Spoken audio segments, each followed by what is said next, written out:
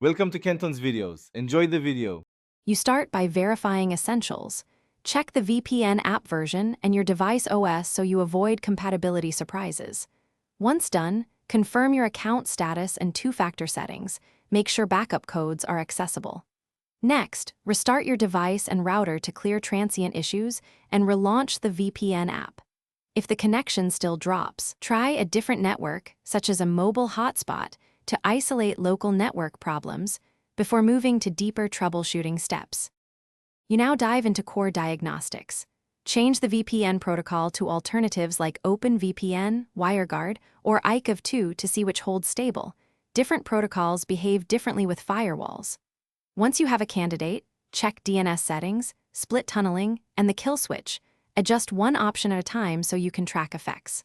Also collect and inspect logs for error codes and timestamps, and note which server endpoints fail. These steps reveal configuration conflicts and guide targeted fixes.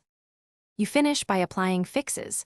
Update or reinstall the VPN client and remove cached configuration files to eliminate corrupted settings. Then select a nearby or less loaded server and optionally switch to a reliable DNS such as 1.1.1. Retest for stability. If you still get kicked, temporarily disable firewall or antivirus to check for interference, then re-enable them and add the VPN to firewall exceptions. Key troubleshooting tip. If intermittent kicks persist, capture a fresh log while reproducing the issue and contact support with that log. Thanks for watching. Consider subscribing if we helped you.